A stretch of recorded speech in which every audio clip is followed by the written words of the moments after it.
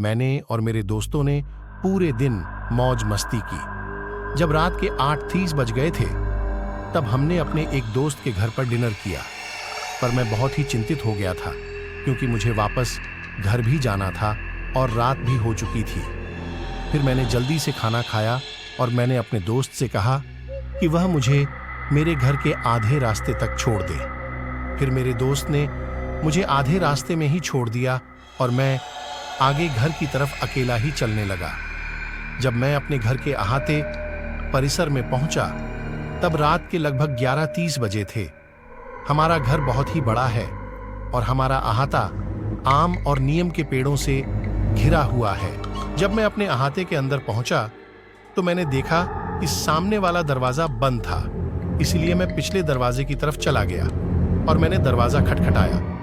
फिर मैंने पीछे मुड़कर अहाते की ओर अपनी टॉर्च जलाई तो मैंने देखा कि एक महिला सफेद कपड़े पहने हुए एक आम के पेड़ के नीचे बैठी हुई थी और उसके बाल भी खुले हुए थे। मैं उसे देखकर बहुत ही दंग रह गया था कि वह आधी रात को पेड़ के नीचे अपने कपड़े धो रही थी और उसके पास पानी भी नहीं था। वह बिना पानी के कपड़े धो रही थी।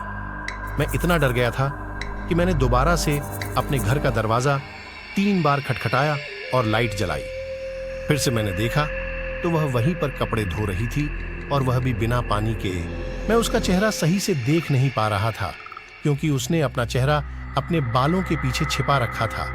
तो मैं उसकी तरफ जाने लगा, ये देखने कि वह सच में एक महिला है या फिर कोई और। वह मुझसे सिर्फ 20 मीटर की दूरी पर थी। फिर जब मैं उसकी तरफ थोड़ा आगे बढ़ा तो उसने कपड़े धोना बंद कर दिया और वह धीरे धीरे अपने हाथों से अपने बाल पीछे करने लगी। उसके हाथ भी बहुत काले थे और उसने हाथों में चूड़ियां भी पहनी हुई थी।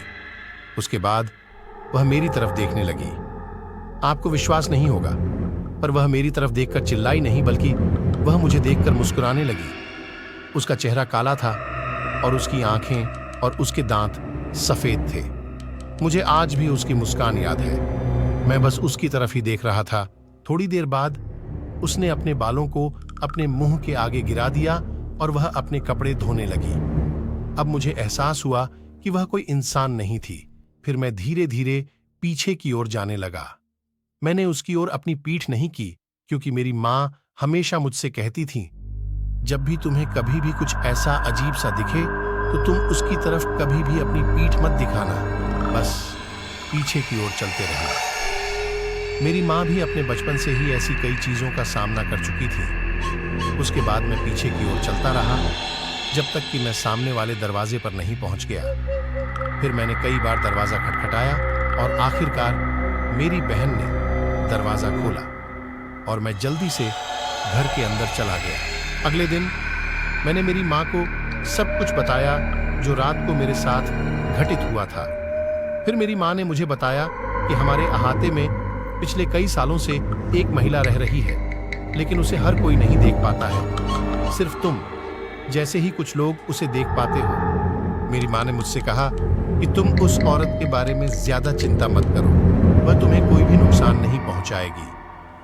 कई सालों से वह महिला हमारे अहाते में रह रही है और वह हमारे परिवार को कुछ भी नुकसान नहीं पहुंचाएगी। मेरी मां ने मुझे यह सब बताया तो मुझे बड़ी ही राहत मिली, लेकिन मेरी मां ने कहा था कि यह बात तुम किसी को मत बताना।